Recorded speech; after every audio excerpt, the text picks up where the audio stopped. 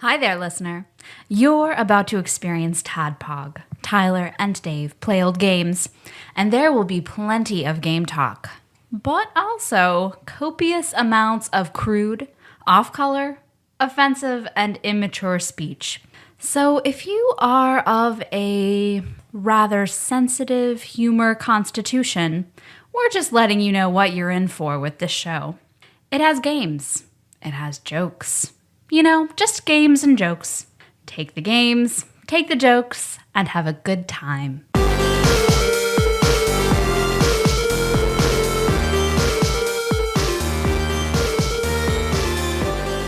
Hello, Internet. Welcome to another TADPOG podcast. It's a show that happens twice a week where two old guys and the TADPOG Nation's favorite married couple, Beauty and Beast. Beauty and the Beast. Really? Because I hated them. I really don't like Beauty and the Beast, but we'll get into that later. But you're Beauty, though, Josh, in the snare. All right, I like it a little better. Talk about old games. So this week, since we teased it the other day by saying we were doing it for Wednesday's show. It's a pretty good tease. Pretty good. We're talking about Monster Party. I teased that guy really well when I sucked his dick for 45 minutes. So this week we're talking about The Wolf Among Us by Telltale Games. And we had to bring on the foremost authority on all things Fable related, Nosh, Josh, Nicole, Nance. They're looking at me. They should be introducing themselves or saying something, but they're not. I was going to say, I don't need to introduce I've read several of the graphic novels, but I wouldn't say I'm an authority. So you're an expert. Yeah, totally. You're an expert. Played the game, read some comic books. You're more of an expert than John Turley has been on any game for any episode he's been on. Fair enough. So if Josh or Nicole make any false statements about Fables, please let us know so that we can bring it up the next time they're on. Okay. Well, I'm your bearded host, Tyler, and I didn't know what I was going to talk about for an intro story, and then I got a link sent to me by Brandy Gatsby, who listened to the episode where I was talking about words, and I said, I don't like pussy, but I like cunt. She sent me a link full of, it's 41 terms for vagina around the world. Okay. So I thought we could review some of these terms and see what we like. Okay. Throw a bunch of vaginas against the wall and see what sticks. Okay. All right. Sounds like a serial killer thing to say, but all right. I'm very normal. Because it goes up like with some of the ones from the English has, which are pussy, beaver, moo-moo, which I've never heard. Moo-moo? No. Calling it your moo-moo? That does no. That's, yeah. Lady garden, which I sort of like. Lady garden? Yeah, I guess. Like, that's too euphemistic. Let's see. But the actual list, let's see. Alcancia, which is Venezuelan, what they call it in Venezuela, and it means piggy bank. Huh. I like piggy bank. So, does that work for you, Nicole? You said it wrong. How do you say it? Please. The accents on the I. Alcancia. Oh, see, I thought that was just the dot for the I. That actually... That sounds much sounds a better. lot better. Yeah. So that's what I like to imagine the two of you. That's your dirty talk. Like, make a deposit in your piggy bank. Give me that Alcanza. It's actually. Don't act like she wouldn't climax immediately when she corrected you. That's what you just make false statements during sex, and she corrects you to orgasm. It's great. Don't you normally break a piggy bank to make a withdrawal, though? Yeah, he does. Let's see. Aranya. Aranya. That's an Enya. What language did you take in high school? None. You had to. No, I didn't. You're old. I got away with it. You were supposed to, but they let me take. What language did you take? PE. Other people I graduated with, like, are flabbergasted I didn't take a foreign language I was either. going to say, because it's a requirement in the States. They let me pass it journalism for my didn't actually language go to arts. high school, guys. Yep. Journalism, fellow language arts. So the only foreign language class I've ever had was kitchen Spanish in culinary school. Kitchen Spanish? Yep. That's what I meant. Español de la cocina? I can tell you how to polish a carrot, and that's all I picked up from that class. Do you do that often, polish carrots? Yeah, we do. Yeah, we do. Polish Dave's carrot. Chicharron. Pulo. Pule zanahoria. It's not how you say it. See, well, the aranya means spider. So that's like the worst thing you can call a vagina. Unless you're Your feminine spider. a handmaiden of Lolth. Okay, that's fine. Yeah. Arepa? Nope. Arepa? Nope. Arepa. Nope. Well, give me some of that arepa. Nope. Next. It's Colombian Next. for a local maize-based flatbread sandwich filled with delicious meat. That makes sense. It makes sense, but So it's like the equivalent of saying it's a roast beef sandwich. okay. Or a taco. Both of which I hate. Man, I think I've never seen Me, Myself, and Irene, but I know at some point he refers to like too much cheese on the taco or something like that. And when I heard that line, I was like, no, I can't. I'm not going to watch that movie. That's nope. Why? Nope. I just hate that. I Yeah. hate that. That assaults your sensibilities. Yeah. Like, Argolla, because Yeah. it's two L's, so it's a Y. Yeah. Argentinian for ring. Are these It's all like, South I guess American? it's circular. That's alphabetical order. Oh, okay. Bicho. Bicho? Bicho. Joe. I'll pronounce everything like Peggy Hill. Bicho. I think my favorite part of this list is the listeners can't see it, but there's little gifs of different things. Those on each- ladybugs Yeah, they're These are ladybugs ladybugs. doing it. You're This one's on the just- opposite side of the table. You've got some good ladybug fuck eyes. I wear glasses. And that means Nicaraguan for bug or pest. I don't understand. No. Let's see. Cachucha. Chupacabra? Cachucha. It's Mexican for a kind of dance that is a little like a bolero. Oh, okay. Well, I like that one. The definition is like a little like a bolero. It's not full-blown bolero, so we call it a completely different word. Cajeta. It's a Dragon Ball Z villain. Cajita. Vegeta. What's cajeta noise?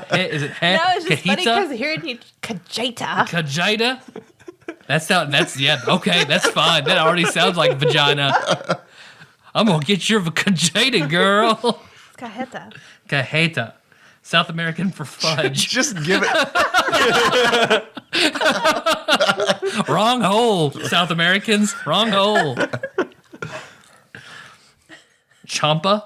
Kampa is the H pronounced? Foreign languages with a man who's lived in Kentucky for most of his life. Peruvian for pitching a tent, which is a feminine thing in Peru instead of a masculine thing. That's a weird gender role. Yeah. They have very, very long, stiff clits in Peru. Chango, which is Mexican for monkey. So Okay. call it girls Chango. Chango. That's all right. That's fun to say. Chango. It's Mexican for monkey? Kipka, which is Polish for chicken or chick. Okay. That's not bad. Concha. Not great either. Contra? Concha, which is Mexican for a seashell usually associated with pilgrims. Or I recognize the picture, one of Ramon Castillo's favorite foods, like these little ribbed bread rolls. That I remember every time we go to a gas station, he'd see them, he'd flip out and he'd have his mom or dad like mail them to him in Murray. Concha Blanca, a shell-shaped bread. Conejo, Oh, little bunnies. Rabbit. Yeah. Conejo, yeah, Spanish for Conejo. rabbit. All right. Okay. I guess Look we're at gonna that call it cute- a pussy. You can call it a rabbit. It's It's a cute fine. picture of rabbits. They're not fucking, but You know, a picture of rabbits, you know they're fucking. Kotora, Kotoro, Clitoris. Clitora, Uruguayan. Is that it? Uruguayish. Uruguayan. I think God. I think it's pronounced Uruguay. Uruguayan. Uruguay. Put some cheese on Uruguay. your taco, motherfucker. Well, like you would say, it is You wouldn't. What's the possessive of it? Uruguayanese. Uruguayanese. Perfect. Uruguayan. Means parrot or loudmouth. So that loudmouth vagina of yours always yells at me. It's the sound of a satisfied Uruguayan. Cuchara, which is Guatemalan for spoon. Okay. I guess. I I don't know. But the picture is a culinary trick that you can do to peel a kiwi, which is just to put a spoon in it and rotate the spoon around it. It's a much easier way to peel a kiwi. The bird? Yes. You just grab kiwis. They're all over Home Depot. Just grab them. Deuce? Nope. Nope. Deuce, which is from the Netherlands, and it means box. That makes I can sense. appreciate that. The Dutch are good. They get right to the point. It's fine. I've never really understood box. Yeah, just a square vagina, I guess, maybe. I don't know. I'm like, I think after this list, I'm less attracted to foreign women. So Gayo, the double L's a Y. It's Colombian for rooster, which I guess that's a masculine thing here and I guess a feminine thing there. Colombians. Guayabo. It's pretty good. Guayabo. We're in the G's, right? Yep. It's Mexican for guava fruit or a hangover. So to call a woman's vagina a hangover. It's a gross vagina. I think Mexico has a lot of terms for pussy. Katori, which is Indian for a bowl or small cup. Spoons and bowls and cups. I mean, they're pretty much all things you can stick your dick into. So I get it. Kaniko-chan, which is Japanese for kittens. Cats are slang for vagina in several languages around the world. Why? I don't know. Yeah, I mean, we call it pussy here. Yeah, why? I don't understand. Something had to have happened. Right? Some guy who didn't have glasses saw a vagina for the first time. Was like, it looks like a cat. And everyone thought it was really funny. And just started spreading it. Higo, which is Spanish for fig. Okay. I've watched enough porn to get that. And that's a picture of two Fig Newtons fucking. Fig Newtons. Yeah, I'm kind Fuck Newtons. of. I haven't had a fig Newton in a long time, and it's kind of. Consider yourself lucky. I always felt like when I was I haven't been snack punished in a while. It's been a Exactly. while. I actually like them. I like them too. Ugh. Whenever I Well, I wanted hope you guys would go home and you could talk about your cross stitching projects and eat Fig Newtons together, and then have your corrective sex. I love it. I love it. Manju, Japanese for a bean paste bun. So the correct rude slang is kimanju, which roughly means hairy bean paste bun. So Japanese are big fans. Miki, Japanese for box. Miko, El Salvadoran for a South American black-tailed marmoset. Very, very particular. Specific, Minette, which is French for a small cat. Moule, French for a mussel. The French are a little more accurate with their descriptions. Moose, which is Swedish for a mouse. The picture is a literal mouse fucking a computer mouse. Musume, which is Japanese for daughter. That's like, oh God, that's awful. That's like me calling Meg's vagina her kenna. That's really fucked up. Oku no en, Japanese for inner sanctum. Okay. Papa, Spanish, which is in Spain, papa is slang for a double chin. Okay. In high school, I had a hella papa. Put Papaya, some cheese on that papa. papaya, Cuban for fruta bama. Thanks, Fruit Obama. No, I'm just picturing a gay Obama. Pizza, which is Serbian, Which is Brooklyn. for pizza. Pupusa, El Salvadoran for a tortilla filled with cheese. Again, it's me, myself, and Irene cheese. thing. Yeah, the cheese is It's the what cheese gets that me. does it, yeah. Yeah, I mean, I don't like calling it a taco anyway, but it's the cheese that Whatever. It's the cheese that gets it working. Sapo, Chilean for toad. Schnoggly, I like that. I think that's my favorite one so far. Girl, let me slip it in that shit. Schnoggly. It's Swiss for snail. Damn, your schnoggly's all Schwobly. got me going crazy. Schwobly is Swiss for a bun that highly resembles a bum. So it's It's a dough, a baked piece of bread that looks like a butt. It's butt Call it your Schwobly, and then that's slang for vagina. It's like Inception. It's layers upon layers. Taco, which is Japanese for octopus. I think this is made up. Tahohuahuan. I'm really good at my Mandarin Chinese. Tahohuahuan means garden of peach blossoms. That's nice. I like that one. I like peach blossoms. Can you remember that one? Tuahuayeo. I'll try. If I don't get it wrong, don't get it right, you can correct me. So Tanima no Yori, Japanese for lily of the valley. Tostón, Puerto Rican for a roast suckling pig.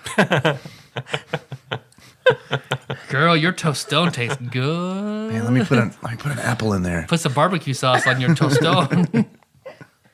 Utsuk, which is Greenland for an obscure species of seal. An obscure. And that is all 41 of the vaginas from around the world. What's up, Internet? Welcome to our video game podcast. I'm Dave. I'm your bespectacled host. And I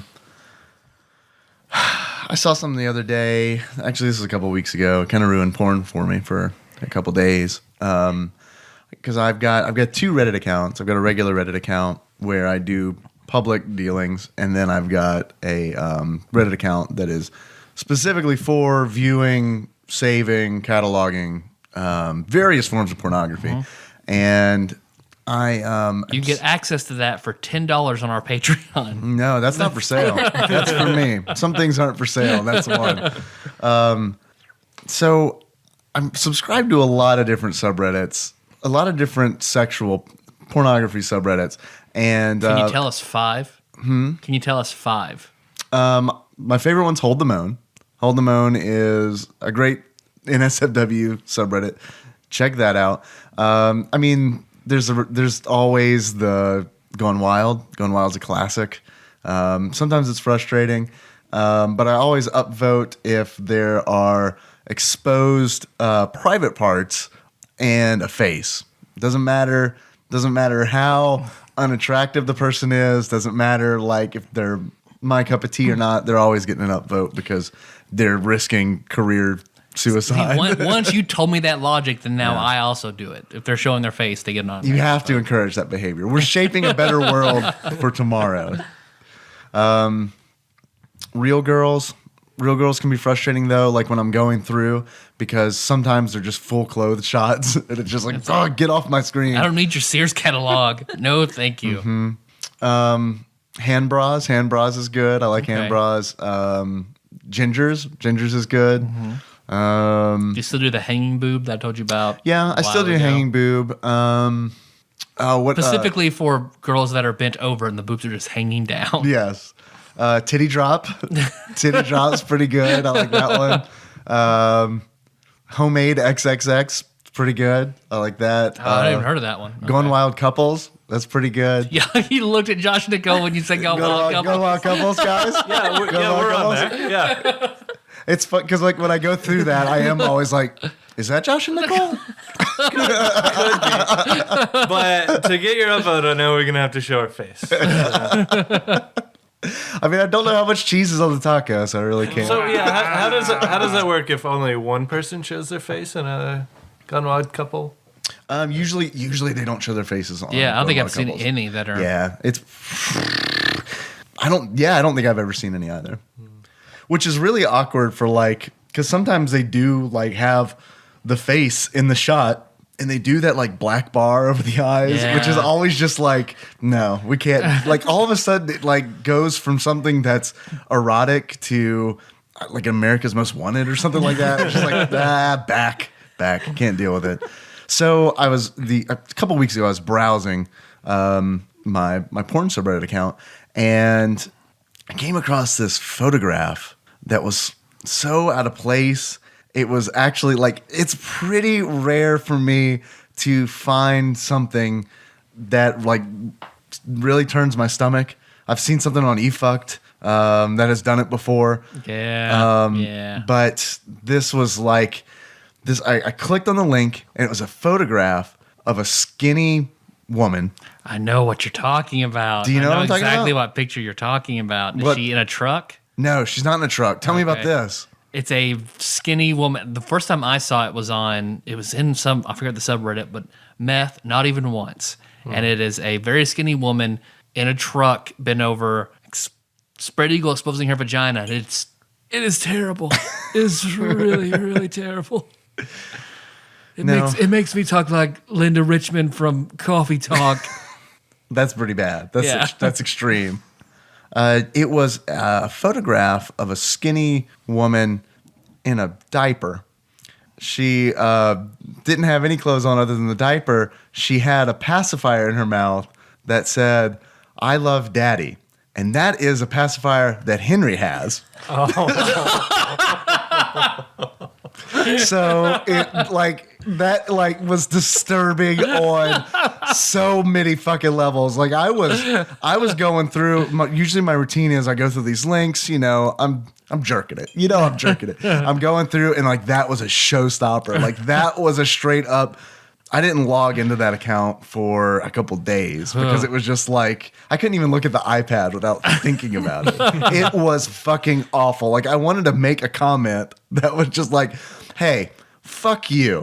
Fuck you." Why? It was like, it's not like I'm subscribed to like chicks dressed up like babies XXX. I mean, it was like so fucking out of the blue. Like I feel like there needs to be a warning. It needs to be in its own subreddit. Contact the moderators and tell them to try our granny passies. That's fine. Yeah, it was rough. It was bad. It was a dark time. Do you have to go find Henry's pacifier to make sure like it wasn't stolen and like somebody broken in and gotten it and then taking pictures of it, put it on Reddit? No, but I contemplated. I was like, do I tell Nikki about this? Because like Nikki bought the pacifier because she's trying to be sweet to me. But now it's just like all the magic of that pacifier is completely fucking gone. It's just gone. It's sullied. It's dirty. It's the worst. Thanks, Reddit. What's up, guys? Hey, Hi. How's it going? it's good. Got a story or anything, Josh? Well, it's kind of completely off the subject of What? gross vaginas and vaginas. Could you not think of any of the 41 terms? Yeah, they just kind of all went in and just. So I was going to tell a story about shitting because we like we do earlier before we I were. love Nicole's like immediate shame. Like we all do whenever we all hang out. We were talking about shitting earlier before we were recording, and it reminded me of because we were also talking about how sleepy we were. It reminded me of the time that I fell asleep on the toilet having to take a shit, and I woke up, didn't have to shit anymore. So it was. What happened to it? I don't know. So has that ever happened to you guys? Have you ever fell asleep on the toilet and? My shits are so violent, there's no way I'm falling asleep. Because it happened to me in high school. It happened when I was like, I stayed up playing Final Fantasy VII or something all night and had to go to school the next morning. I'd get up about an hour before I had to go to school, and the toilet at my parents' house where I was staying was like the vanity cabinet there was just high enough and positioned just perfectly that I could like lay my arm down and my forehead on my arm while I was sitting on the toilet and go to sleep like that, just for like. Just when you said that, I just imagined 10 like or 15 minutes. My dad built a toilet inside of a mattress, so you could just lay on the mattress on the toilet. I just fell asleep.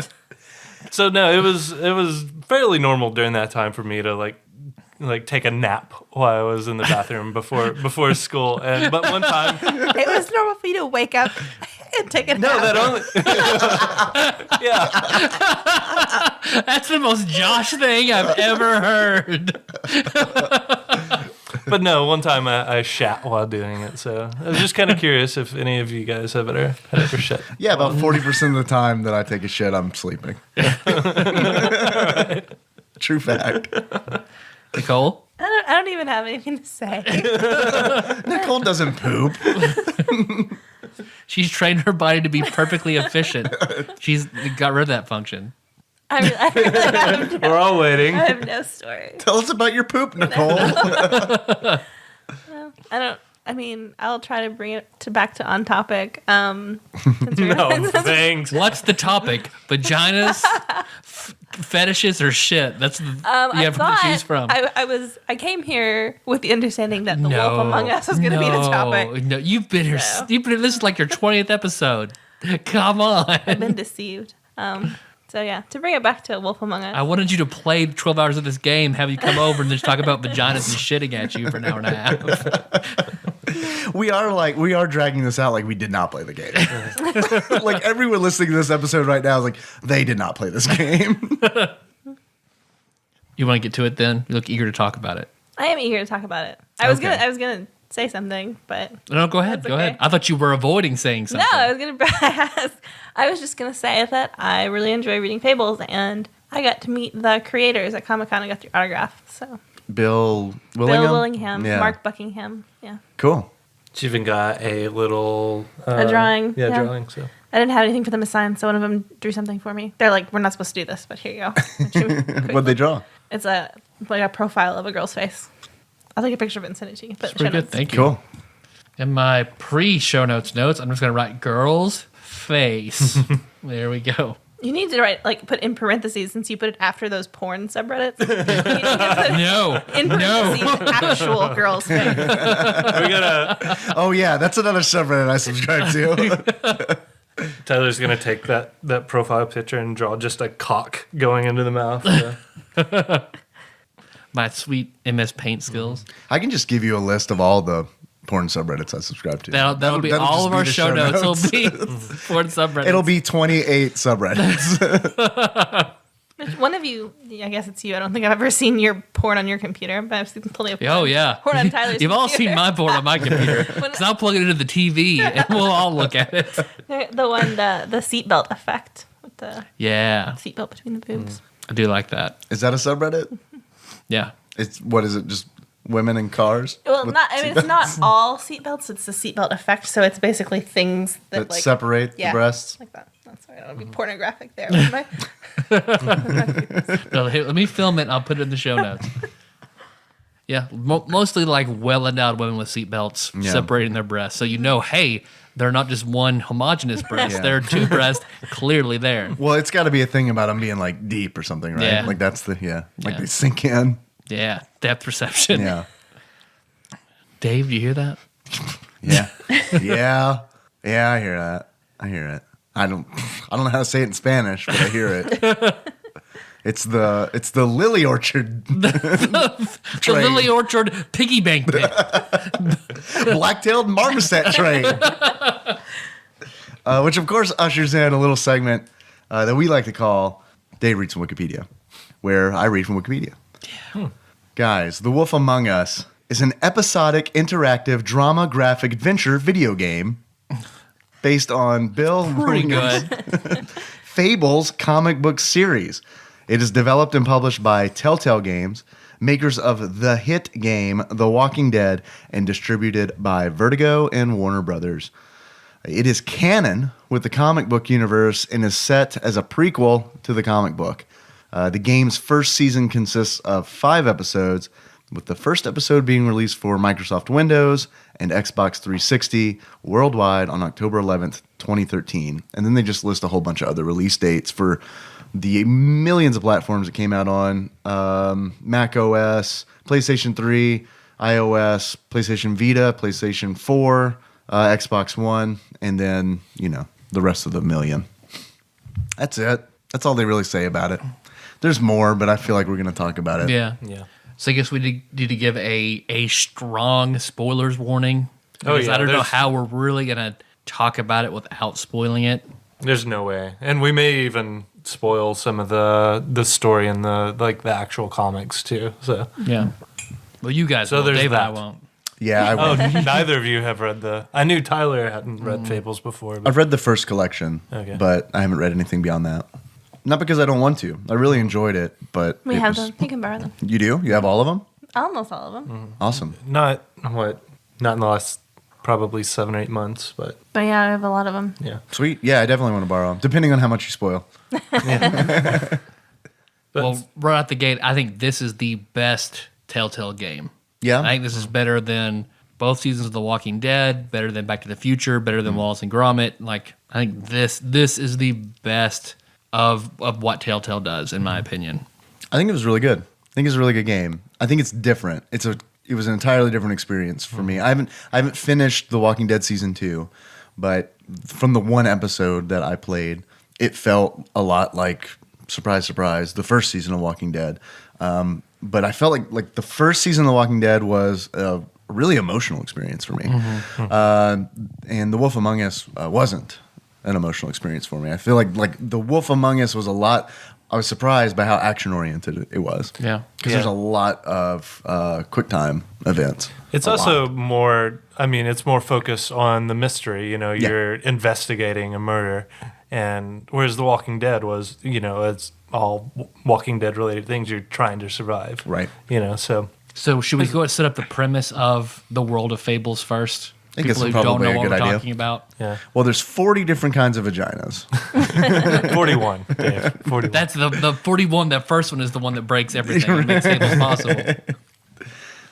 So what, Josh and Nicole, what is Fables? Should I? We don't actually know. Yeah, I was looking at Nicole. Hoping Should I? she I would- should yeah. take this. Okay. Yeah. In the world of Fables, like all the characters from different fairy tales and stories have left their home world, their homeland in a mass exodus, and have reestablished themselves in New York.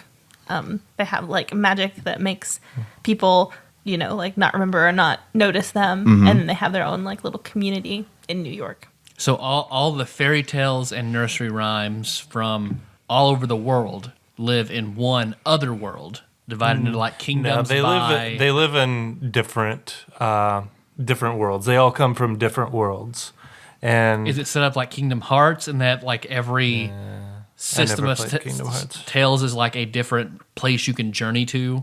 yeah, it kind of like that because I know. Yeah, like they're all connected. Like in the comics, there all these fables live from different places, living in New York, and then they meet at some point in the comics. They meet the fables from Arabian Nights, who have so far been untouched by the thing that is causing the exodus of. So they're basically pursued by. Somebody they call the adversary, who's just taking I was going to over. say how yeah. much are you going to get into? With I think that's pretty good setup. Yeah, they've been pretty much pushed out of they ran for their lives pretty much, and The refugees. In, right have in New York City. established, which it's modern day New York, which I think it's actually more like 80s 90s New York. Well, I know in the But- game it was, Yeah. but I don't know about in the comic. Yeah, I feel like, I mean, You it's- could buy cigarettes from a vending machine, so that dates the game. Yeah, and feel all the like- phones were Yeah, bricks. giant phones, Yeah. the answering machine, and even like the title screen. It's Oh, very yeah. like and neon. the intro music that's like all Yeah. synth wave. Yeah. Oh, I loved it. So yeah, you start off. The main character, the guy you play, is Big B Wolf, which is the big bad wolf. Oh, that makes so much sense now. Yeah. So he's they've set up they've got their own like government. There's the mayor who which whenever the mayor is not in this game. well yeah Oh. it's King Cole's the mayor. Yeah, Is it took Nat, me a Nat minute. King Cole, or is that a fairy tale? Nat King Cole's a Or is that just a musician. He's the guy who's I saying thought that was over the also- rainbow. I thought that was also a fairy tale. I'm way off base. King Cole was. Okay. Yeah, King Cole's. I He forgot was, what. he was a mighty good soul. Is that how it goes? I don't know. But Ichabod Crane is The interim. the Yeah. Because they say something, they mention King Cole, right? Yeah. Yeah. And like even like Big B's certificates of authenticity on his wall Yeah. are all signed by not Midas, by Cole. So I thought that was cool too. I don't know where the hell he is, but yeah, Ichabod Crane. It explains, because in the comics he's kind of like he's a very aloof character, so he's just kind of a figurehead. Like, it's really Snow White who is the secretary that runs things. So yeah, you've got Ichabod Crane, Snow White, and the Big Bad Wolf. So they're all like from very, very different worlds. So it's really interesting to see how they all are functioning together too. So, but yeah, that's pretty much the setup of the game. In the very beginning, we already established you're playing as Bigby Wolf. In the very beginning, it like opens up pretty much in media res. You're fighting the woodsman, Which the Big Bad Wolf is human. Like, he appears to be human. Yeah. Yeah, that is, I guess, something we didn't really talk about. They are living in New York. They are hidden from the normal population. It's very like Harry Potter style. They use magic and whatnot to hide their true forms from. It's a cool setup too, because they it's call all them Mundies instead of Muggles. And Yeah. stuff, but yeah, it's a cool setup because like they've taken time to like build in some logic to it and a small amount of world building to the point where it's all glamour magic. Yeah, that is a huge point of the story, the glamours. So yeah, they take fables that do not look human, and then they can glamour them to make them look human. So. Right. And a big theme about this game in particular is, since I guess I didn't know it was a prequel until Tyler, you told me yesterday, is that they're setting up the government. So like they're making decisions on like who needs, like where you get your glamours and stuff like that. So I thought that was cool. The game starts out pretty much you're Bigby and you're fighting the woodsman because there is a dispute in an apartment, and you find out that the woman that the woodsman was beating is a prostitute, and the whole episode goes on, and then you find her head back in your apartment complex. You befriend her. You save her from the woodsman and befriend her, and then you can do the whole like, what's the movie I'm thinking of? It's a movie with Julia Roberts. Pretty Woman. Pretty Woman. You can go all Pretty Woman on her, be nice to her, and give her money, and be the nice guy. She asks you to look at her ribbon, like she has like a purple ribbon tied around her neck for your story point, and then whenever like.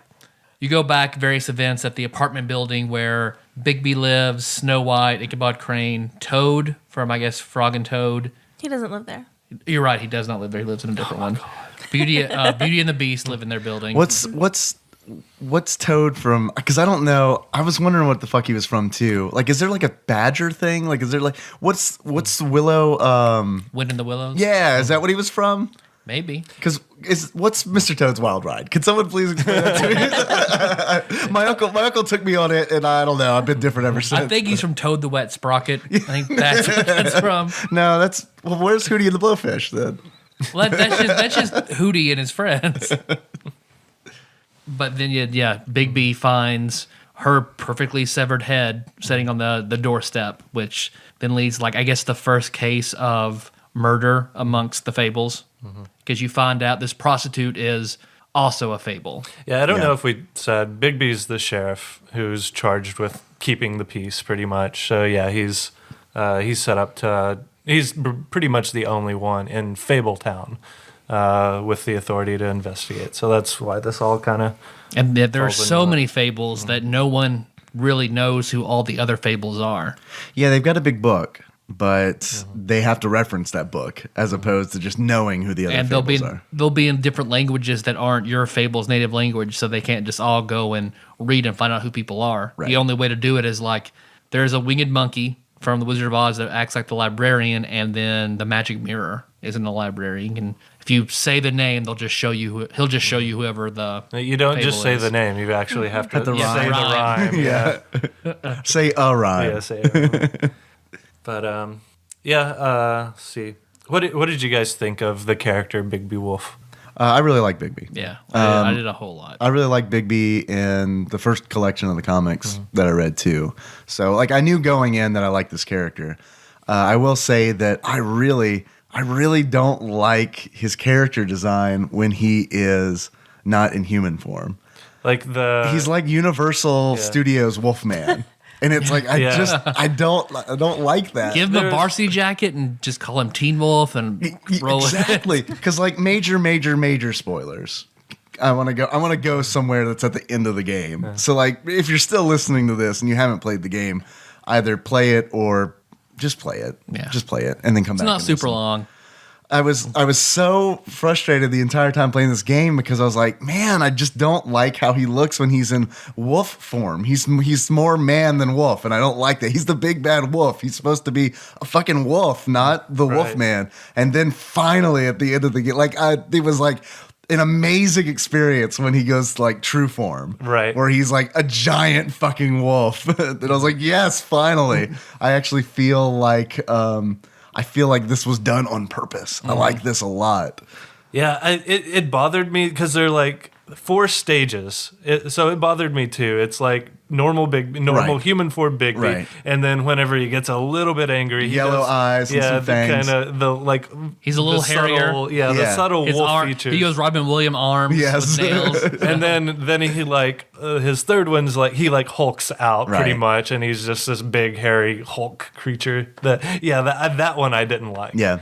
But the other ones like he's different in that like all the other creatures either they look human or they have to be glamored. Bigby is different in that in order to allow him, because he's a big fucking wolf, to allow him to be in Fabletown and operate, they give him lycanthropy, which I thought was, I don't know how I feel about that. That just seems weird because they went to the old world, cut a werewolf, so they got lycanthropy on this knife, and then they go and stab Bigby with it when he agrees to go into the new world and help them. I think I missed that. Yeah. You have to go to the archive whenever you have the chapter unlocked Yeah. or whatever. That It's may in be his profile. that may be misleading because Yeah. in the comic it actually explains it. And there's I thought like he was like Winterwolf's pup. yeah, there's a very subtle They did that a couple of times Yeah. where they kind of in the game make subtle references to things that only people who have read the comics would know. Yeah. And one of the things is whenever he's fighting Bloody Mary, she says, "So what, was your mom too busy fucking whatever wind blew into town?" because the Bigby's father is the North Wind, who is a god, and Bigby is a shape changer, so he can take. In the comics, he can take any form, but his mom was a wolf, so he only picks wolf form. So And he that's why- actually has Since- siblings that His mom was the Winterwolf, right? I don't know if it ever said. It just said she was a wolf, and I think she's dead. I don't know. It never I really. think she is. There's a lot of mystery around Yeah. his mom, but yeah. But that's why he can huff and puff and blow the God, I house down. love that. I fucking loved that. Like, I was laughing with glee when he changed into his true form, this giant fucking wolf.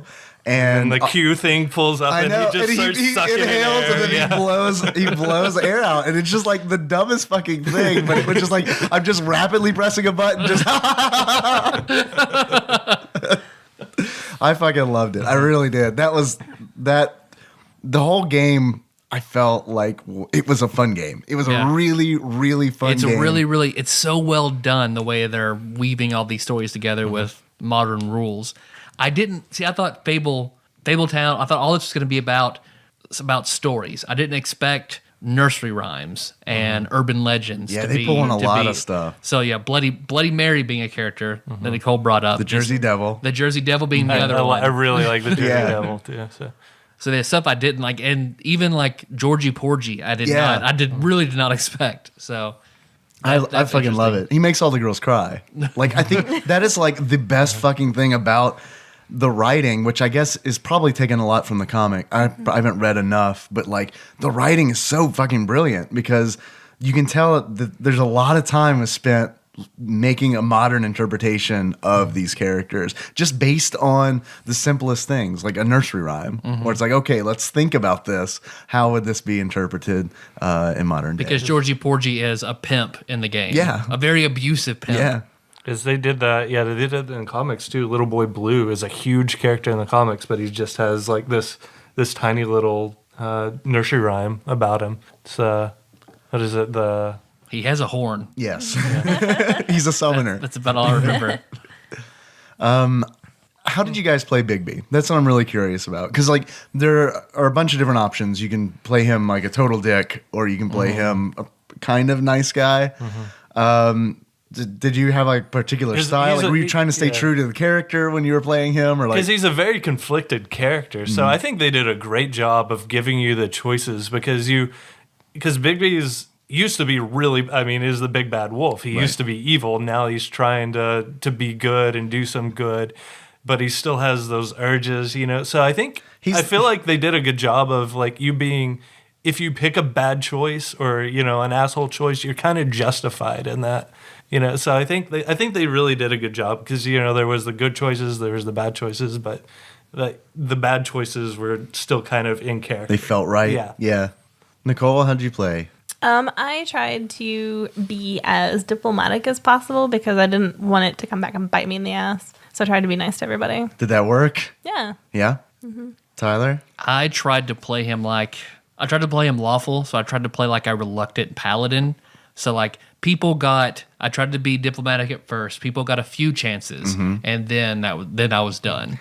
I was kind of the same way. I don't know how he is really in the comics, but like the way that I did it was I was pretty diplomatic until I started turning into wolf form. And then, like, the more wolf I got, the more just fucking inhumane I was. Because, like, there's an option to kill Tweedledee. D, yeah. And that's when he's in his third form, where he's like all hulked out. The first time you really see him, he is super wolfed out, and like you get the option where it's like, don't kill him or kill him. And I was like, well, I guess I am in fucking phase 3 berserk mode, so I'm gonna kill him. I feel like that makes sense. I did the same thing. Yeah. I kind of played him down the middle. So there were some characters that I just didn't give a chance. I was an asshole too. I just kind of played off their reaction. So it ended up being somewhere down the middle. So I played him in love with Snow White. So I always tried to defer to Snow White because he's trying to. I feel like he's in love with her, so he's trying to let her have a voice and support her. And I feel like the game gives you good cues too, because I feel like the game kind of lets you know that he loves Snow White.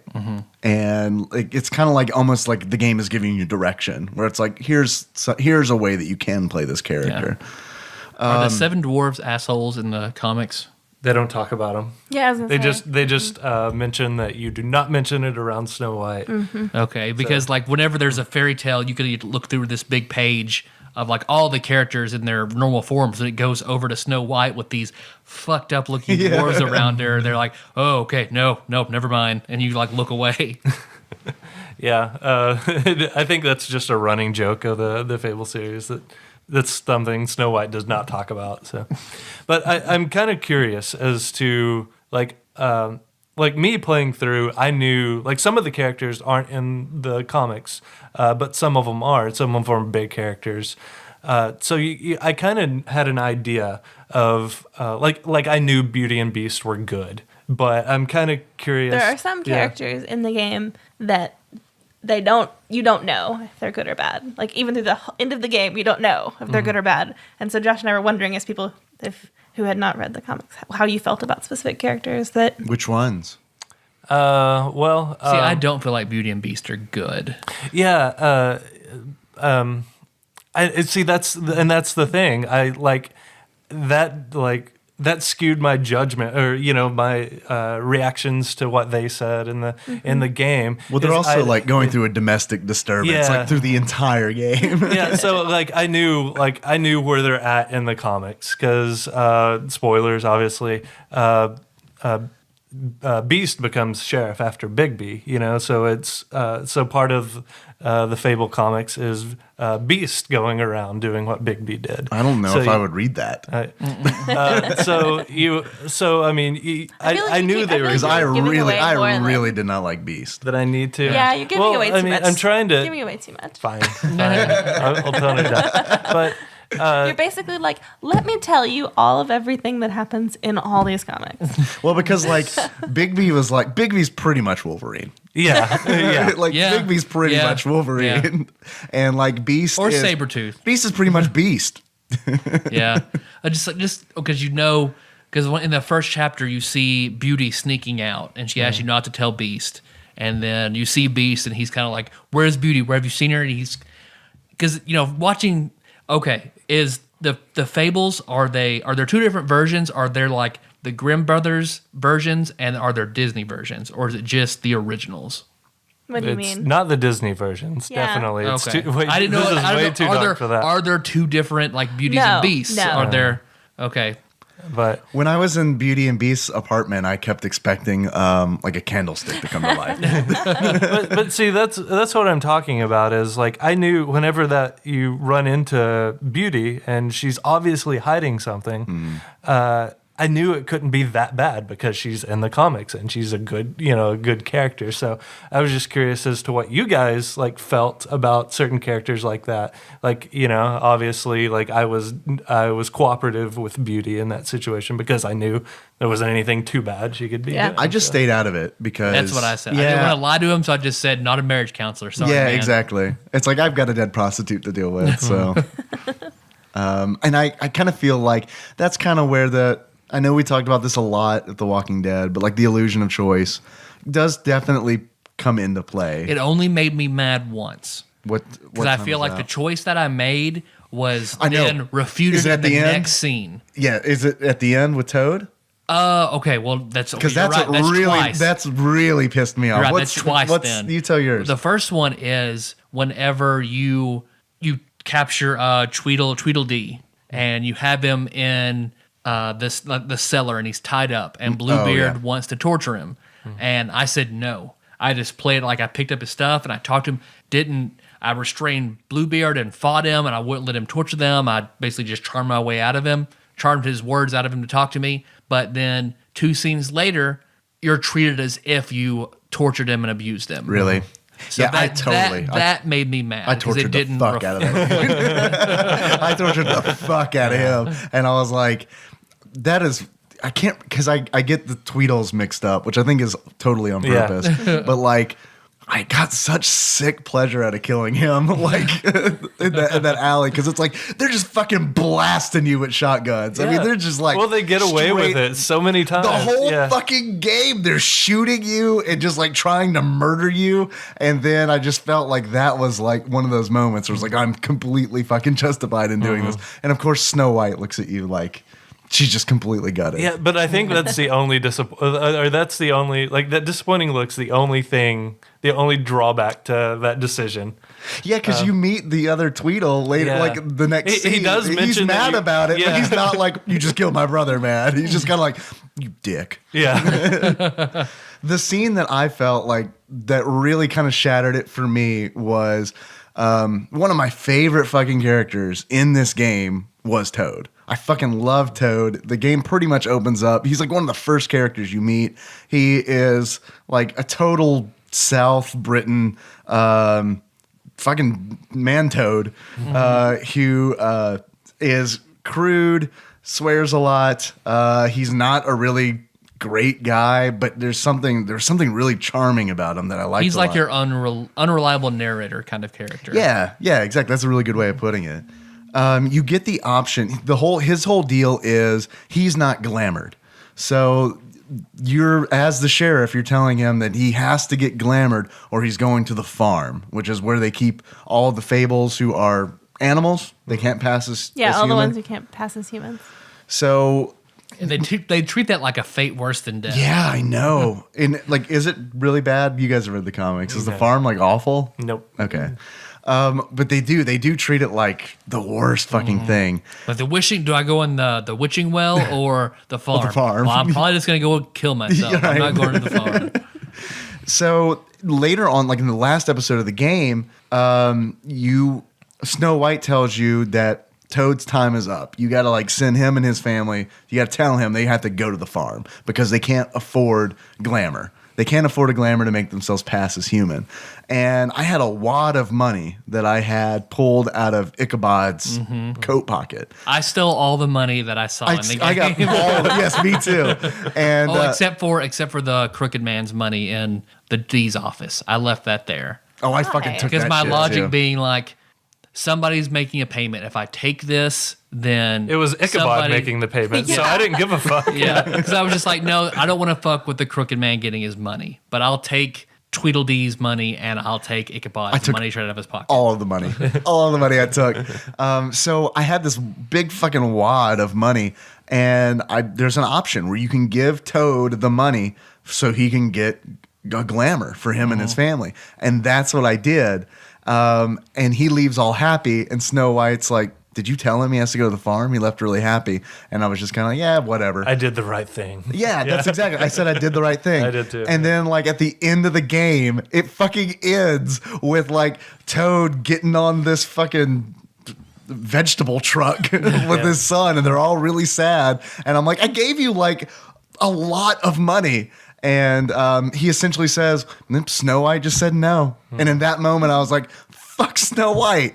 I've really liked her this entire game, but fuck her. See, the way I rationalize that is like, you give him the money to go do it. He can go right to the 13th floor this moment and get his glamour. Right. When you see him at the end of the game, he's not glamored. So like, he took the money and then did something else with it. See, I like that too, because like that's what I was thinking. Maybe that's the case, but I wish there would have been some evidence that I could have made that connection, as opposed to me just being like, well, I have to justify this. They hole wanted in the you, game. yeah. Because you do make a decision that matters, because you also have that choice for Colin, which is one of the three little pigs who... Your pig roommate? Yeah, he's constantly sneaking from the upstate New York farm down and living, in Bigby's small apartment. He's pretty much Dante from Clerks, by the way. Like I felt like immediately I was like, is this fucking pig Dante from Clerks? He's like constantly bumming cigarettes. You just keep having to give him drinks and stuff like that. Because I chose to keep him there, to not tell Snow White or to change her mind about it. And Nicole didn't. Nicole said he had to go back to the farm. Mm-hmm. So that actually does, see two different scenes. Oh, yeah, he's on the truck. Because I got the scene where at the very end of the game, you're like getting on an elevator and he's getting off that elevator and he's got like a 6-pack of beer in his mouth and he winks at you and he walks into his room. I got that. Okay. Or Nicole got a different one. Yeah, he gets in the truck. He was in a skillet. He's pissed at you, but he gets in the truck and says he'll see you later. And I gave him my pack of cigarettes for the road. Mm-hmm. But to my logic was like, he sneaks down all the time anyway. Like they blatantly tell you that he's always sneaking off the farm. I was like, so what's another trip? Yeah. So I guess, do you want to talk about the underlying story of the game? Like there are the murders, but behind the murders, you see like this corrupted underbelly where the Fables don't trust the government they're trying to form. So basically, like the crooked man who had a crooked house and had I've got his whole thing. the poem right here, actually. There was a crooked man, and he walked a crooked mile. He found a crooked sixpence against a crooked style. He bought a crooked cat. It's like a tongue twister. Yeah, he bought a crooked cat, caught a crooked mouse. He bought a crooked cat? The cook didn't have a cat? And they all lived together in a little crooked house. So that's all there is to the crooked man. But in Fables, he's this huge underworld boss. Yeah. So I guess they take it like crooked, like it's literally. Not literally, he's not but like crooked. He is. He is literally crooked. Yeah. So you're not wrong. Because like everything about him is his nose is crooked. Yeah. One of his eyes is completely that kind of creeped me out a little bit. Completely crooked. The ears are even off, like his arms are crooked. But did you see his legs? His like shins are like bent backwards. Yeah. Yeah. So he is crooked. He is like literally and figurative. So he's basically this kind of, I believe he's an evil guy, but what he's doing is like has benefits because he's making glamours cheap enough for Fables to be able to afford them. It is like he's a mob boss. Right, Yeah. exactly. So he does some good in a fucked up way. Mm-hmm. He does good, but like It's self-serving. it's like the good is a byproduct of him benefiting. Yeah. So Yeah, and it's interesting to like discover all of that and like follow the trail to the Crooked Man through Ichabod, which I think is really cool that Ichabod Crane was in the story because the bodies that are appearing are headless, or the heads that are appearing are bodiless, I should say. So I thought that was a cool kind of like Because for a time, he's a suspect. right. Well, he's like something out of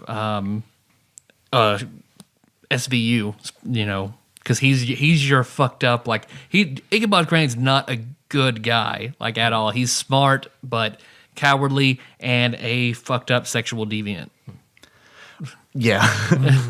Early on in the game, they give you, Snow White asks you who you think the murderer is, and they give you a few different options.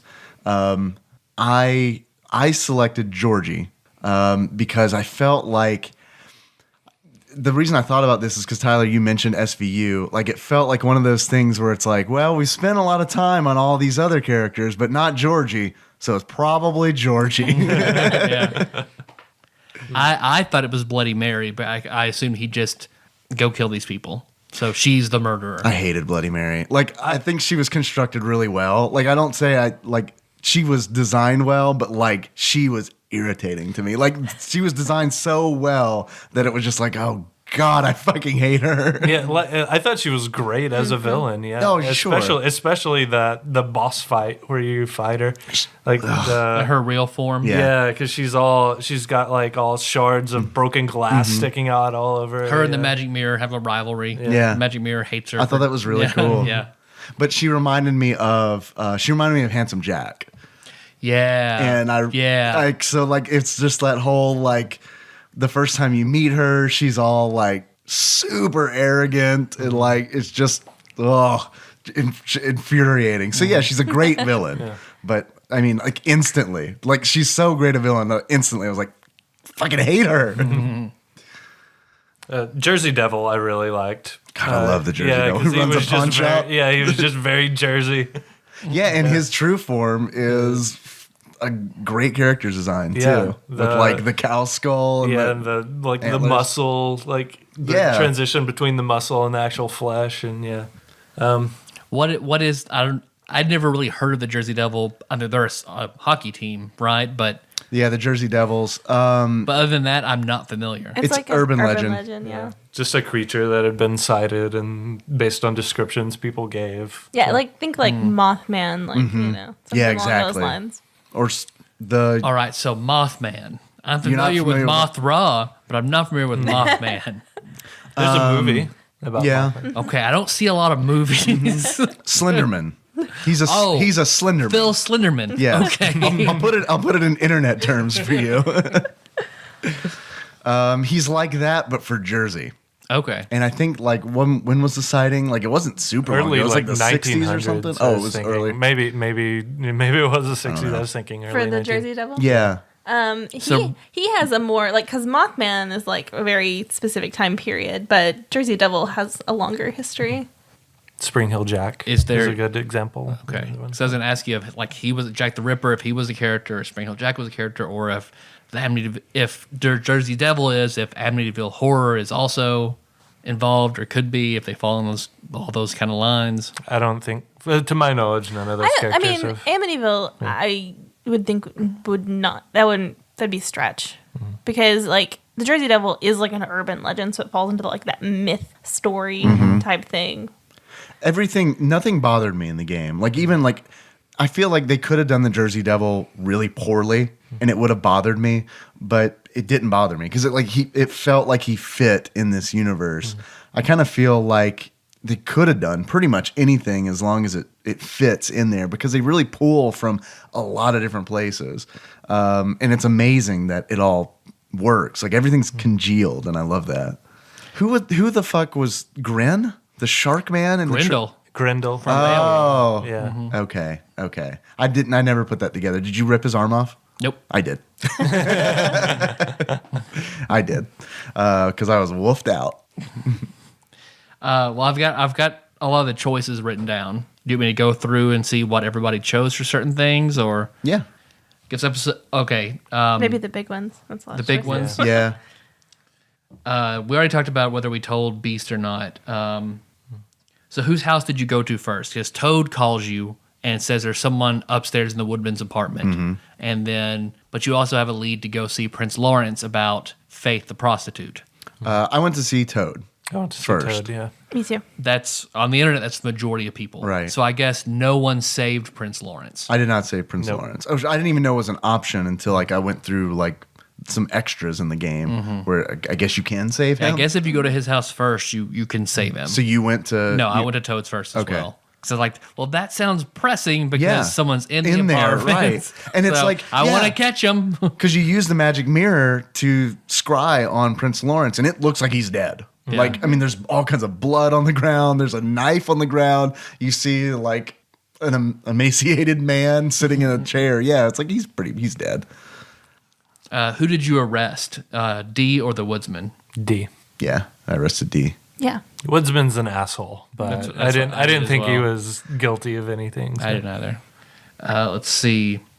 And then how you treated D whenever you were in the torturing room, because I tortured the fuck let out him of him. I think I punched him once, and then the rest of the time I was nice to him. Yeah. I was nice to him. I didn't hit him at Who all. is Bluebeard? I mean, I assume you just he's a pirate. Pirate. Some He's a kind of pirate, pirate tale. Like I've never heard Yeah, of he was Bluebeard. he was like a murderer. Like he Yeah. would marry women and then murder them.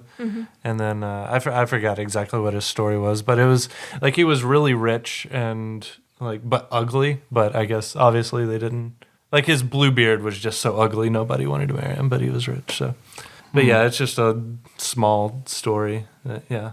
I assume since he's rich in this world, that he's glamored away his blue beard and ugliness to be Maybe. Yeah. a svelte, attractive businessman. Let's see how you handled Georgie. Did you fuck up the pudding and pie? No, I didn't. Oh, you mean like smashed up with Yeah, the... did you, no. did you hit him? Did you break all Nope. the DJ booth and Didn't break everything anything. like that? Did you? Nope, I did. Interesting. I feel like that we're the all- threatening was enough. So I Yeah, didn't do it. yeah. Did you hit Beast whenever Beast? Because what Beauty's been going out and working the front desk at basically wherever all the whores go to have sex. The fuck hotel. Yeah. The fuck hotel.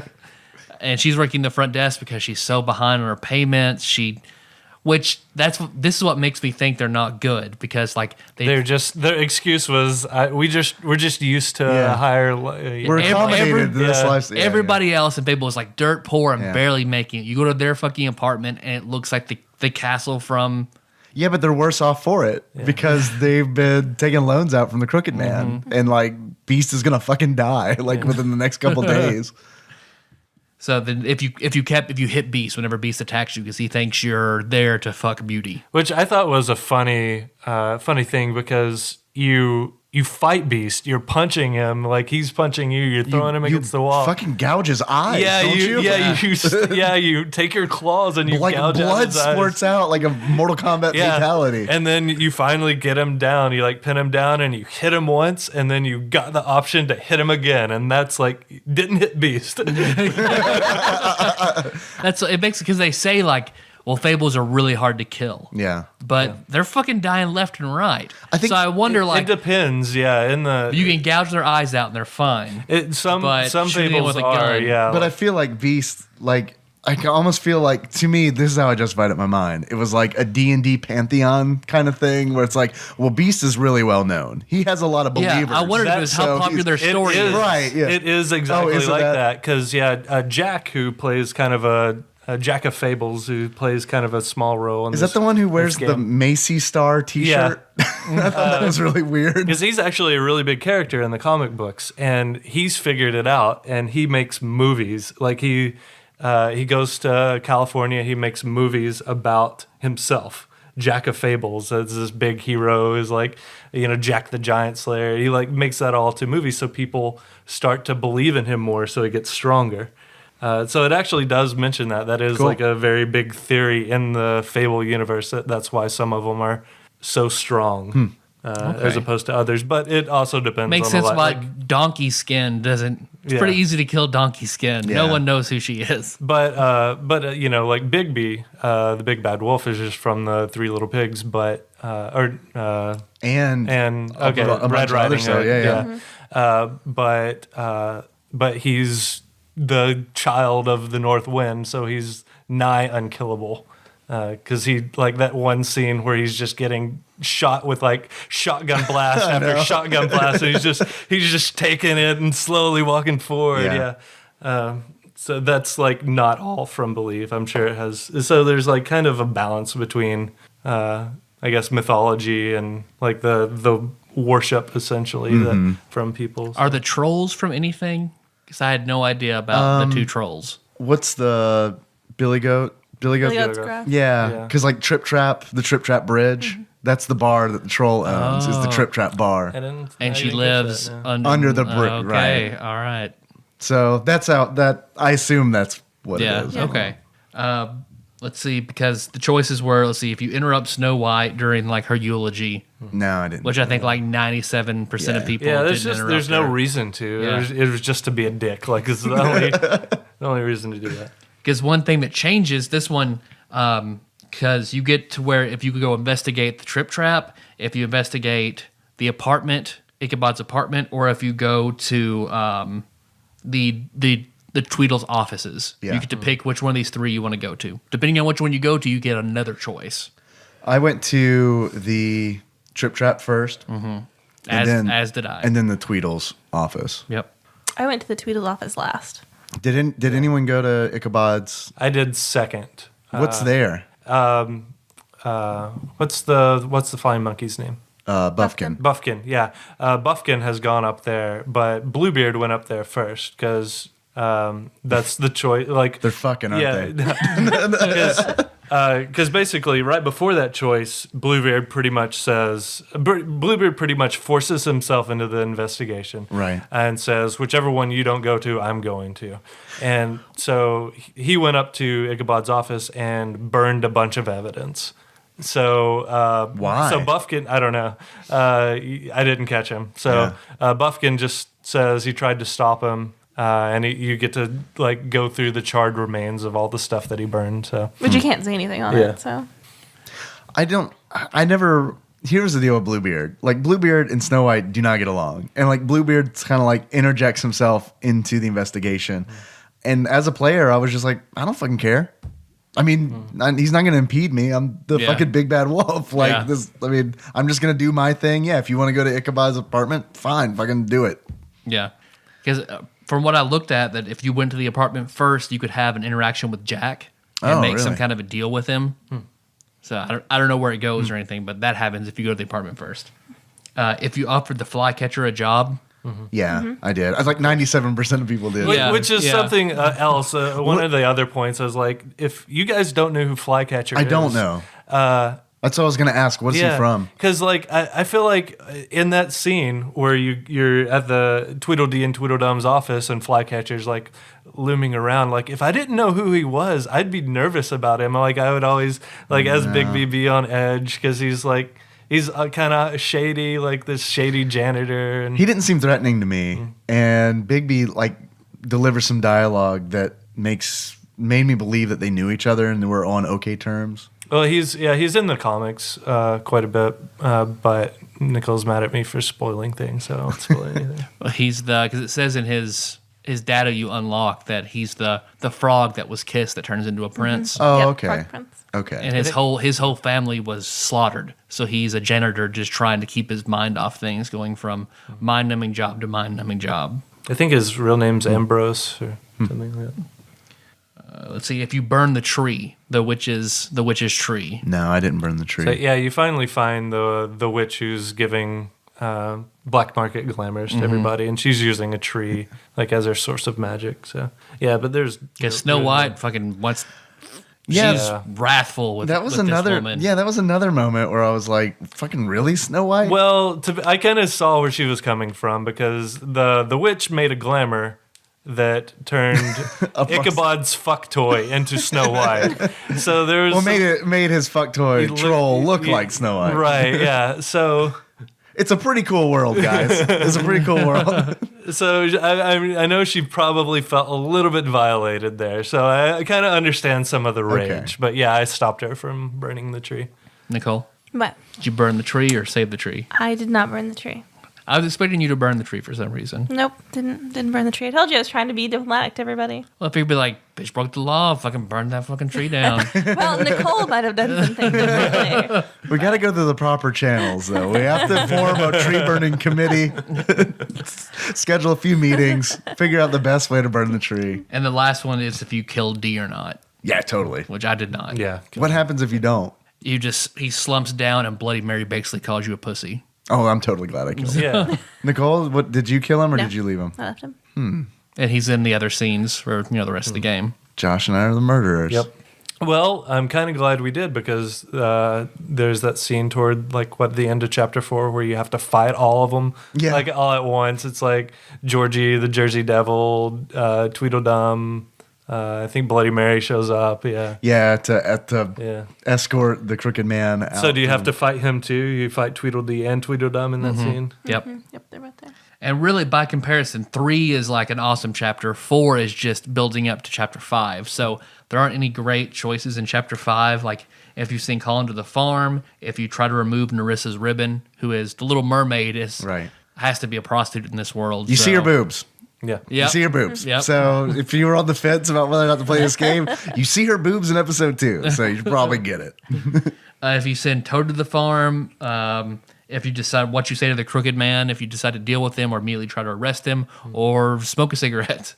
I smoked a cigarette. Can someone explain the end of the game to me? Yes. Please? 'Cause Okay. I felt really, really dumb because the whole game I felt like I'm unraveling this mystery and I was totally I felt like I was at least on the same page, if not sometimes one step ahead. But the very end of the game where you're talking to the Little Mermaid, she walks away and then they do this weird audio dub thing over, I guess, where Bigby's thinking about things that she said. And then Yeah, it's I didn't follow that at all. It's What- a very the Usual Suspects ending where everything just comes together. that's what it felt like, but Yeah. I didn't know what was coming together. It was frustrating. And it says, as Nerissa's walking away, you get a choice to chase after her or let her go. Right. And at that time, you don't have any idea what to do because the player hasn't put it together yet. But So wait, I let her go. I chase after her. Oh, so if you chase after her, nothing happens. That's where it It ends. ends. It's like you start running after her, and that's when the game Okay, so ends. it's the same. It's the same if you don't. It just goes to black. So what is are we supposed to know or I think because you find donkey skin later hidden in Toad's chimney. You find the cloak, donkey skin's cloak that hides. They can hide people. Right. So I assume that Nerissa is actually Faith, and That's the big theory because there are several things that kind of imply that because as she's leaving, well, her she's- name's not Ariel, first of all. Yeah. So there's our first indicator. she says the exact same thing to you as at the very beginning of the game when you're talking to Faith. She says, "I think you're not all that bad. you're not as bad as everybody says you are." Yeah. So, and that's what clicks, and that's what triggers the Big B's inner. The whole Cloak that can hide your beauty. Blah, blah, blah, Yeah, blah. and Faith, who is Donkey Skin, her whole story was about, or her whole myth, was about her disguising herself to hide from somebody. So with all Her the daddy. glamours, She didn't want to marry Yeah. her daddy. yeah. So with all the glamours, it kind of implies that you never actually meet Nerissa. It's Faith the whole time, because there was, I think, a little note you find that says something about. It's like, thanks for covering for me. It's like a note from. Oh, from Lily. Yeah, Yeah. I remember finding that. It's So- in the stripper cubby hole. Yeah, so it's whenever Georgie kills Faith, as an example, that's, whenever he gets the order to kill Faith, it's actually Nerissa in disguise as Faith, covering for one of the clients. So now Faith as Nerissa Right. is in disguise, hiding. So But see, and you can Okay. try twice to remove Nerissa's ribbon. Which I did both times. I did too, both times, and she still won't let you. So that throws me off, making me think is she really, is she not Faith? Could she actually be Valerie, Georgie's girlfriend, who was the original curse bearer of the ribbon? Which I thought that fairy tale was really interesting. Yeah, I did too. I actually just thought it was it's like in Scary Stories to Tell in the Dark, isn't it? Like I think it's in the first book. Oh, really? That's what I remember. That's what I remember it from. It might be the second one. I can't remember. Because she can clearly, if whoever the first one is supposed to break this curse, but Nerissa's character can talk freely. So I don't know if that doesn't apply. I don't know. Well, she couldn't talk freely until Vivian died. Yeah. Because when Vivian died, it broke the curse. But I feel really, because everything you guys are saying makes sense. I feel kind of dumb for not putting that together. Well, I had to look it up for sure. Yeah. But there are, I think, a couple theories as to what exactly the ending means. That makes sense. But because I forgot about the donkey skin cloak being up in Toad's chimney, and that makes sense because the Tweedles were chasing after her because she stole. I can't remember what she stole. The photo. Yes, the photo of Crane and Snow White. Well, I feel like the most important choice of chapter 5. Did you accept TJ's bug gift to give to Snow White? No, you know what? 1.5, the percentage of people out there are assholes. I know, right? Yeah. I couldn't believe that. Was anyone here at this table in that 1.5%? No. No, I didn't. Okay. Come on. And then I was talking to Josh. I know Josh experienced it too. A weird glitch in the game, in that whenever you go from certain scenes, that the dialogue choice will come up, and it just says 3 options are this choice is blank, and then the 4 dots. And no matter what you click on, if you wait for it to expire, it comes up again. Whatever you click on, it comes up again, and you'll just see the character sort of standing there, and you'll be at a weird angle looking at the scene. Huh. It happened to me Yeah. twice, and I had to just restart the game. They call it the Alan Wake. It happened to me twice, but Nicole got a really interesting glitch. Do you want to tell them? I mean, I didn't think it was that interesting. I thought it was really interesting because What happened? one of the decisions you get to make is pretty much you bring the crooked man to justice, and you get to pretty well decide his fate. Along with, first of all, you have to pretty much argue your case in court against him, because I don't know why Snow White invited like all the people you were assholes to this whole game to determine the fate of the like smooth talking villain. But anyway, you argue your case. You ultimately get to decide his fate. Do you jail him?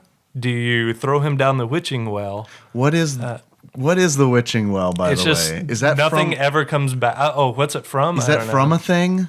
I don't know. Or is it just familiar. okay? It's not. So it's like a black hole essentially. Pretty much, yeah. Okay. Nothing. You do find out where it goes in the comics way later on, but yeah, for pretty much it is a black hole because nothing ever comes back from Okay. that.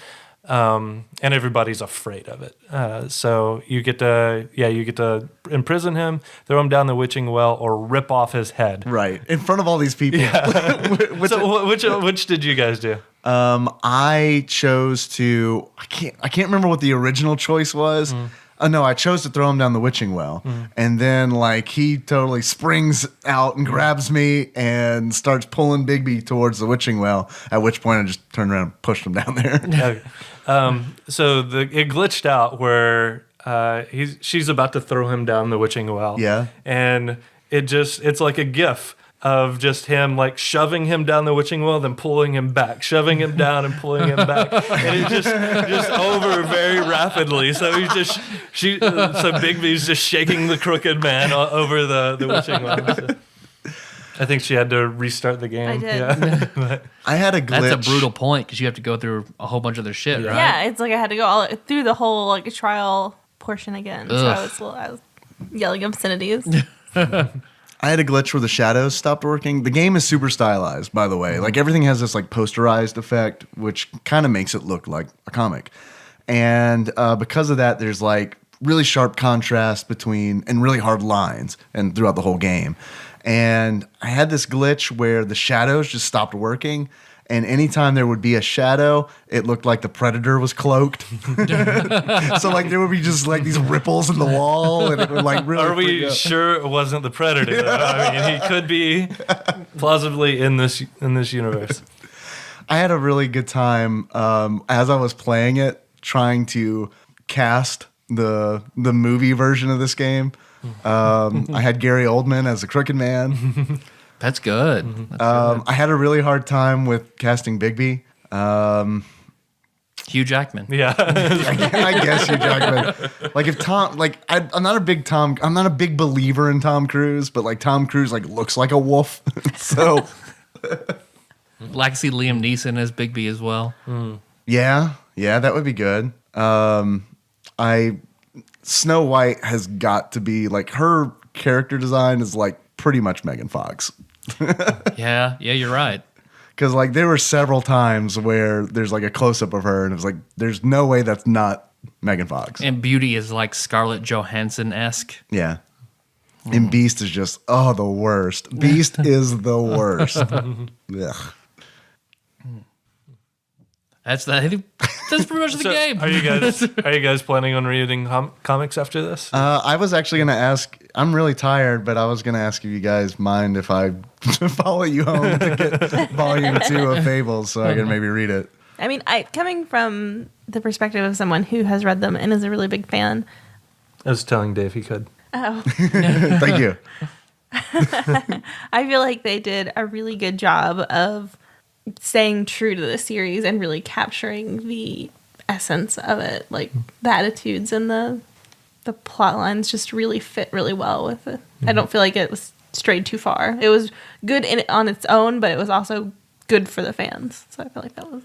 I loved it. I love the feeling. It's super. It's like it's the perfect kind of game for me because it deals with like our kind of nerdy mythology almost, because like Fable, like I mean it's stuff that everyone knows, right? So it's like it's kind of like ingrained in us to know like the big bad wolf and Snow White, and it's really cool to see them interpreted in like a noir kind of a story, like a very adult kind of story. It's like you're revisiting these characters from your childhood, and they grew up with you, but they had a really rough time while you had it pretty okay. So I really liked that. I know you guys are probably more accustomed to that, but I know Nicole didn't like the decision making. How you have these very brief descriptions, pretty much, of your decision, and then whenever you make that decision, they say something that's not entirely what you Yeah. chose. There were a couple Yeah. times that I chose something, and then whenever Bigby would talk, he would say something that I did not intend. Like at one point, there was something about telling Snow what was going on, and I chose what I thought was going to be a pretty vague answer, and then he proceeds to tell her everything that he knows, and I was like, "That's not what I wanted you to do."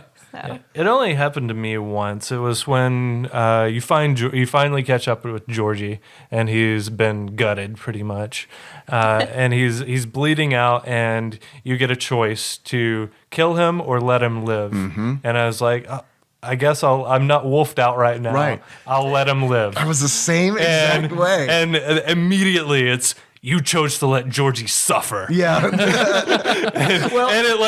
Bigby like looks at the severed corpse of his girlfriend or severed head of his girlfriend, looks like back at him bleeding out, and he just walks away. And then you get another choice. What did you choose? Yeah, it was like, I'll send for somebody. Oh, is that what you said? Yeah, thinking that I'll send for help. Yeah. Yeah, I'll send somebody to come help. The option is I'll send for somebody to pick up your corpse. Oh, I didn't see that. Well, yeah, that's it's some pretty cold shit to say to a dude. yeah. So yeah, I'll send somebody back for your body, and then you just walk out. I love that happened to you, because the same thing happened to me. Like, oh, exactly. I wasn't wolfed out, so I was like, well, I'm not gonna kill him. That would be crazy. And it's also the reason I didn't rip off the Crooked Man's head, because I wasn't wolfed out. What happens if you choose that? Do you actually do it? Like, I don't know. I don't know either. he has to like attack you at that point, and so it doesn't happen. But I'm glad that happened to you, because the same thing happened to me. And then when it said you chose to make Georgie suffer, and then you get that dialogue option, there's one where you just say nothing. And that's what I did, because I was like, well, if I'm making him suffer, I'm just going to like not even respond to him. Do you guys have any experience with motion comics? Like, have you ever watched any motion comics? You mean movies? No, it's like this weird blend between comic and animation. Yeah, I think No idea. there's an Iron Man one. There's an books? Iron Man one. It's something that you watch. Like I think Netflix has a couple of them. It's like a really still cartoon. I don't like them very much. The reason I bring them up is because there needs to be more stuff like this. Like I feel like this is a great medium for comic book stories. Like this is so much more. This was so much more enjoyable than watching an animated comic or even like.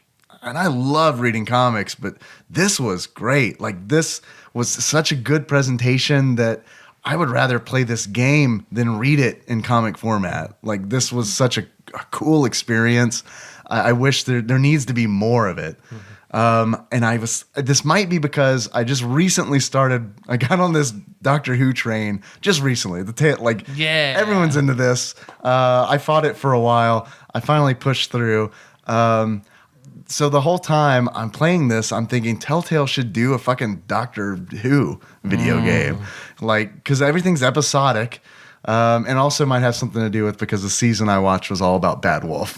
So there was this really weird bleed over where I thought it was like a perfect coincidence.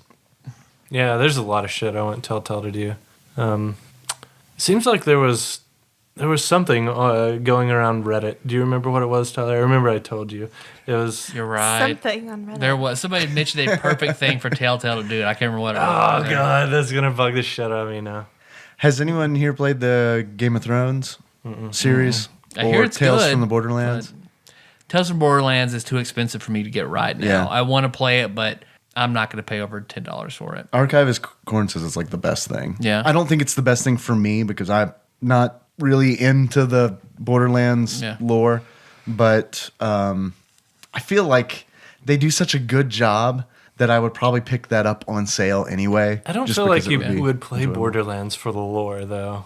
I don't know. It seems... I gave that game. I know I'm in the minority. I did not really care for Borderlands 2 that much. You're there for the cartoonish murder, not really like Yeah. to be told a story. I see what you're saying. I don't know. But Game of Thrones, I feel like that there's a really good opportunity there for some excellent Telltale storytelling. But it also kind of sucks because like you can't surely The choice of illusion is really hard on that right, one. and it's like I'd want to play through and then fucking have the kill Ned Stark or don't kill Ned Stark. I Right. want those Major two to be like characters, yeah. differences, as opposed to like if you say spare him and then the executioner like slips and cuts his head off anyway. That kind of thing is going to happen. that reminds me, talking about killing Ned Stark. Spoilers for Game of Thrones. You did that, by the way. If you're listening to this episode in reverse, stop. Can you lose in The Wolf Among Us? Like, is it possible to like in one of the quick time events? Oh to yeah, die? yeah. Jersey Yeah. Devil killed me several times before I got him. Okay. I died once at the beginning, my very first fight. Okay. I felt like the game was really working with me to be some kind of Yeah, because you can, in the fights, you can fuck Invincible. up a few times before. Yeah, and I did. I fucked up. Like even like in the chase scene where you're in wolf form chasing down Georgie in a car. Like I just got fucking hit by a car. And I was like, oh well, surely I'm dead. Oh no, I'm up. I'm jumping. I'm on a roof again. Okay. That's why I was like, can you not die? I was kind of pissed off at that because you, at the very end of that chase scene, you leap off of a bridge and you've got two cars to jump on. Like Yeah. you target them. There's and a it's- limo. Yeah, it's the car And then you've there's been the- chasing, yeah. and then just some limo like off to the side and kind of down to the bottom. I'm like, why would I choose that one? Exactly. And then you jump on the car you've been chasing. Yeah, and And you like see- the crooked man like pops out of the limo. It's like, oh, well, great. Yeah, that's exactly what I did too. Like, I wonder if do you skip the scene with Georgie and go right to I had no idea. the steel mill? Why would Bloody Mary pulls the crooked man through a portal? Why would she go to the limo that's right outside? Why would she just go somewhere far away? Oh shit! Tyler, Yes, Dave. I had a lot of fun. Yeah. I had a lot of fun. I learned a lot of different terms for vaginas that when I'm traveling to South America, I'll be ready.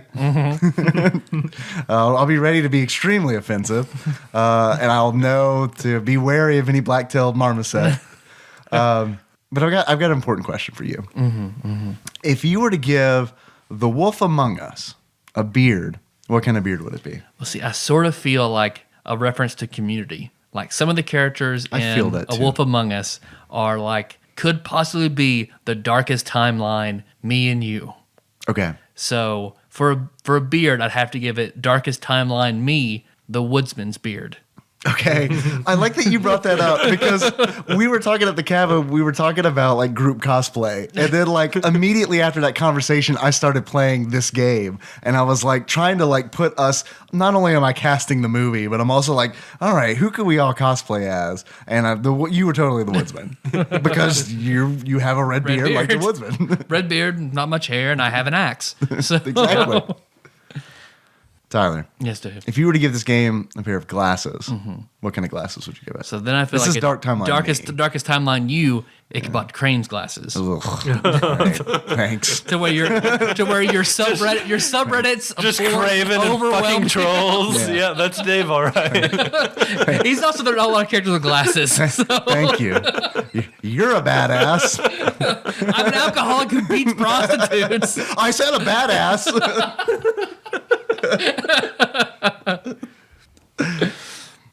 Yeah. That's it. That's a show, huh? That's the show. Thanks for coming on. Thanks for playing this game in a very short amount of time to come on and talk about it with us. Thank I you enjoyed for it, yeah. educating me on vagina names. You're welcome. And you said that very breathy. It was intense. Thank you for teaching me my vagina names. Well, I didn't want to speak over Nicole like I've been doing this all night, so. Sorry about that. I wish there were noises to her facial reactions. There's some slight noises. Yeah. Thanks for listening, everybody. You can find us on iTunes, Stitcher, and SoundCloud. So don't miss the next episode. I'm pretty sure we're going to be reaching, and this. We looked in the corners of the Tadpog Annex, and there was this sack. And I was like, man, what's in that sack? Hey, this is Matt's fat sack. This is Okay, fat. pulled out from Lord Matt Barger, Catherine. We're finally committing. We're getting to the second of the game he sent us.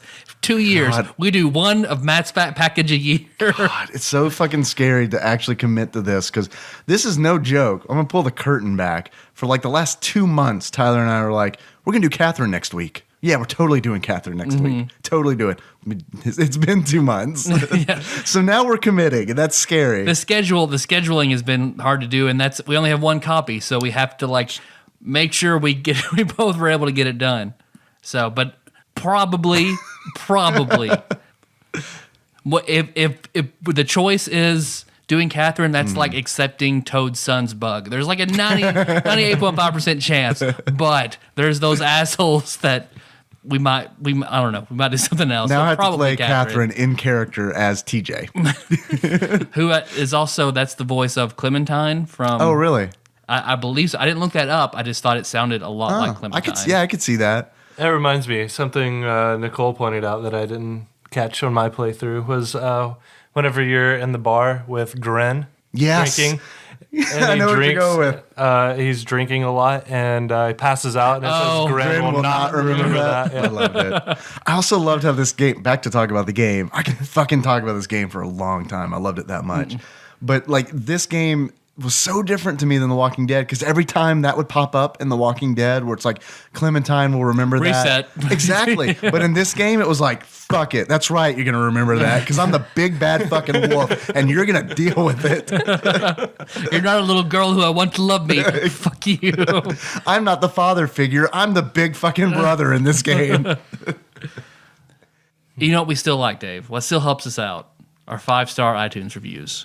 It's true. We need them. It helps. It fuels our souls. It does. So Yeah. please help us out. We've been stuck at 103 for a while. The Help us more out. the more 5-star iTunes reviews we have, the harder we are to kill in podcast land. Yep.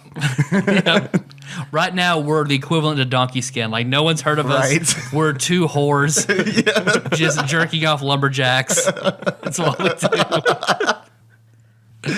But if you want to help us out, go to iTunes, leave us a 5-star written review, and we'll sweeten that pot by if there's a game that you want us to play or a guest host that you want for it.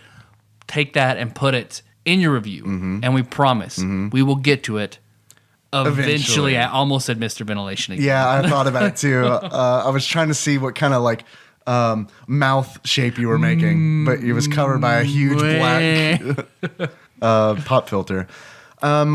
Did we mention that this game was on the eventually list? This game was on the eventually list. This was Exalted Lord Mike of Purdue's suggestion, I believe. That was a good suggestion, Micah. Yeah, it was an incredibly good suggestion. I honestly kind of had low expectations for this game. And maybe that's why I loved it so much, because those expectations were like met and exceeded tenfold. Thanks for listening, like Tyler said, guys. Thank you so much. We're going to be back. We're going to be talking about Catherine or maybe some other girl if we don't have time to play it. We might be talking about Amanda. I don't know. But in the meantime, you can always find us on tadpog.com. That's where the show notes live. You can find us on Facebook. We're at facebook.com/tadpog. There's a lot of cool people there. They're doing a lot of cool shit. If you have something to say, particularly about this episode, the Facebook post that Tyler does is a really good place to let us know. You can find us on Twitter. We're at tadpog_podcast. It's cumbersome, I realize. Thank you for everybody who is retweeting and tweeting at us, especially retweeting our episode posts. That really helps, so thank you very much. I know we've been mentioning it a lot, but I'm still going to mention it. We do have a Patreon. If you want to throw us some dollars, Gil, whatever, you can do that. Shekels. Whatever. Shekels. It's Imperial credits. Sixpence. You can throw us a crooked sixpence. Some crooked ones. Feel free. I don't care where the money comes from. If you're jerking off lumberjacks like Tyler and I, that's how you pay for it. That's fine. If you want to use it to launder money and just give us a cut of it, that's fine. Well, allegedly. We've seen Breaking Bad. This is how it works. You build an internet site and just have people donate money. As long as there's no tub that leaks human body parts, I'm in. So if you want to do that, you can at patreon.com/tadpog. You don't have to. You don't have to. It's nice though, and you probably get a title if we know anything about you. If you want a title, but if that's not what you want to do. You could be sheriff. You can be. We don't have a sheriff of Tadpog yet. We have some lords, 0 sheriffs. So, Nicole, our theme song. Moves. By whom? Sycamore Drive. Josh. Like somebody's like, man, that Moose song sounded fucking good. I wonder where I can go to find that. I think the show notes at tadpog.com. It's true. It's all factual. That's good. How you want to close this out? TJ will remember that. We should definitely close it out as a fable, right? But which fable? So should we each do our favorite? Yes, we should each do it. Nicole, who's your favorite fable? The one who doesn't talk. The one who never does the outro. The most normal sounding one possible. So for you, probably be Beauty? Okay. Cop out.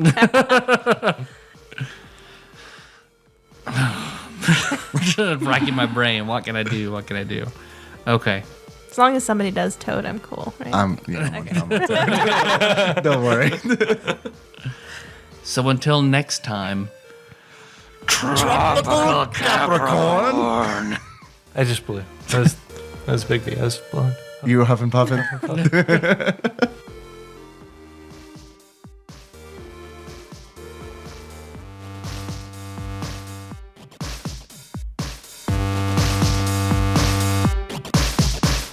Nikki was watching Law and Order when I left, and one of the officers showed a suspect a warrant on his cell phone. Is that how things work now?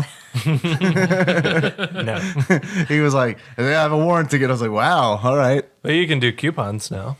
So like that. So why not warrants? I guess. I mean, I just thought it was weird. And then they were at then the very next scene was a press conference. And instead of everyone had microphones, they all had smartphones that they were just holding out at people. And I was like, is that really how they do it now? Or do they like, they had a really small budget for this episode. They're like, we have to use our smartphones for everything. Or it was like a challenge, like a writer's challenge, where it's like, okay, we have to use smartphones for things that they're not used for in real life in every scene in the show.